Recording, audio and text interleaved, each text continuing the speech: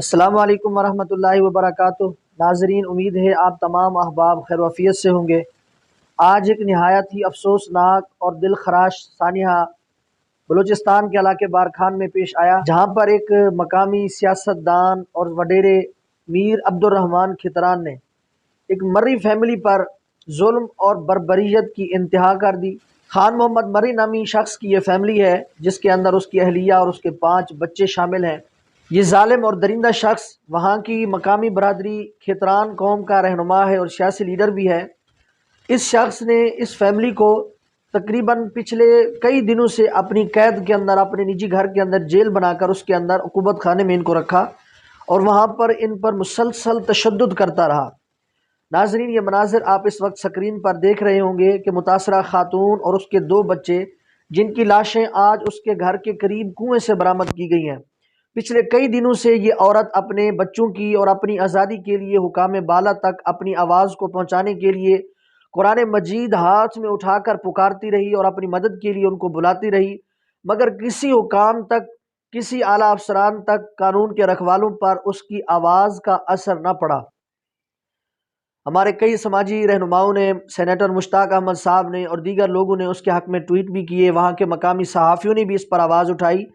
مگر اس ظالم اور درندے شخص کو ان پر رحم نہ آیا اور نہ ہی کسی نے اس کی مدد کی اور نہ ہی کسی نے اس کی آواز کو سنا۔ بالآخر اس ظالم اور درندے کی بربریت کو برداشت کرتے ہوئے وہ عورت اپنے دونوں بچوں سمیت شہید ہو گئی۔ ان کے بدترین تشدد کی وجہ سے اس کے دونوں بچے اور وہ خود عورت اس دنیا فانی سے رخصت ہو گئی اور آج اس کی لاشیں ان کے گھر کے قریب کنویں سے برآمد کی گئی ہیں اور وہ لاشیں پولیس نے اپنی کسٹڈی میں لی۔ جب تک ان کے خاندان والوں کو، رشتہ داروں کو پتہ چلا، جو کہ کافی دنوں سے اس واقعے کے خلاف آواز اٹھا رہے تھے، اس عورت کی آزادی کے لیے وہ حکام بالا کو پکار رہے تھے، جب ان کو پتہ چلا تو انہوں نے لاشیں اپنے قبضے میں لیں اور ان کو کوئٹہ پوسٹ مارٹم کے لیے لے جا رہے تھے۔ اب ستم پر ستم یہ دیکھیے، ایک تو اس خاندان کے ساتھ اتنا بڑا سانحہ ہوا کہ ان کے گھر کے 5 افراد بے دردی کے ساتھ، جو کہ اس ظالم شخص نے اپنی قید میں رکھے، جن میں سے 3 بچے ابھی بھی اس کی قید کے اندر ہیں۔ اس میں سے 3 آزاد ہو گئے زندگی سے، ایک والدہ، 2 بیٹے۔ اب ہمارا دوسرا انصاف کے لیے 5 بچے اس کی قید میں ہیں سر جی۔ اللہ کے واسطے تمام امت مسلمہ سے ہے، امت مسلمہ سے ہاتھ جوڑ کے درخواست ہے، تمام امت مسلمہ سے سر 5 بچوں کو بچا لو، آپ کمزور ہیں سر، 5 بچوں کو بچا لو، اس عورت نے قرآن کا واسطہ دیا سر، 5 بچوں کو بچا لو، ہم کمزور ہیں وزیر اعظم صاحب، چیف جسٹس آف پاکستان، اس 5 بچوں کو بچا لو، قیامت کے دن یہ بچے یا عورتیں ہم سب کے گرفتار کو پکڑ لیں۔ مریض صاحب اللہ تعالیٰ خیر کرے۔ اس وقت آپ دیکھ رہے ہیں 5 بچوں کو 2 بچوں کو ان کی ماں سمیت اس نے شہید کر دیا اور 3 بچے، جن میں 14 سالہ اس کی بیٹی ہے، اس خان محمد مری نامی شخص کی، اور 2 اس کے کم سن بچے ہیں جو ابھی بھی اس کی قید کے اندر ہیں۔ جب ان کی فیملی کے لوگ ان میتوں کو پوسٹ مارٹم کے لیے کوئٹہ لے جا رہے تھے تو پولیس کے افسران، جنہیں چاہیے تو یہ تھا کہ اس ظالم بدترین شخص کو سلاخوں کے پیچھے دھکیلتے اور اس کو قانون کی گرفت میں لیتے، الٹا انہوں نے اس متاثرہ خاندان کو کوئٹہ جانے سے روکا تاکہ پوسٹ مارٹم نہ کرایا جائے اور اس وڈیرے کو پناہ دی جائے، بچایا جائے۔ لیکن وہاں کی مقامی پولیس اور اعلیٰ افسران کی ستم ظریفی یہ ہے کہ اتنا بڑا سانحہ ہونے کے باوجود، اتنا بڑا حادثہ ہونے کے باوجود بھی اس متاثرہ فیملی کے ساتھ کوئی ہمدردی نہیں۔ اس وقت تک اس واقعے کی FIR بھی درج نہیں ہوئی۔ متاثرہ خاندان بلوچستان اسمبلی کے سامنے میتوں کے ساتھ احتجاج کر رہا ہے، لیکن ابھی تک کوئی سنوائی نہیں ہو رہی۔ اب یہاں پر سوچنے کا مقام یہ ہے کہ یہ پاکستان ہے، یہ اسلامی ریاست ہے، جہاں پر ایک مظلوم خاندان جس کے 3 لوگ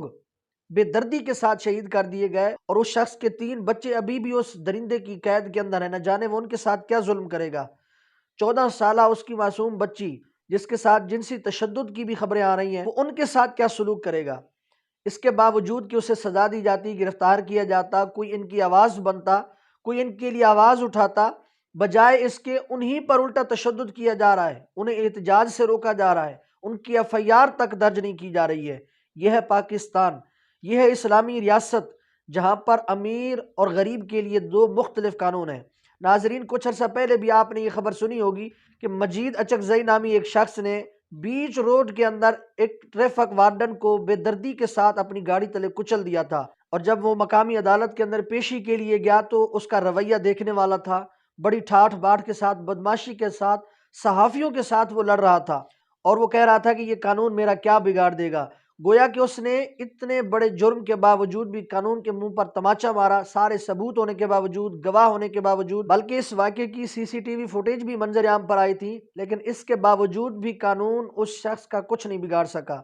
تو ایسے معاشرے کے اندر آپ بتائیے کہ کیسے اللہ کی رحمت برکتیں نازل ہوں۔ اس پاکستان کے حالات آج اس وجہ سے اس مقام پر ہیں کہ جب ظالم لوگ کھلے عام پھر رہے ہیں اور مجبور اور غریب لاچار لوگوں کے لیے ہی صرف یہ قانون حرکت میں آتا ہے، ایسے معاشرے کے اندر بتائیے آپ کے اس پاکستان کے حالات کیسے بدلیں گے۔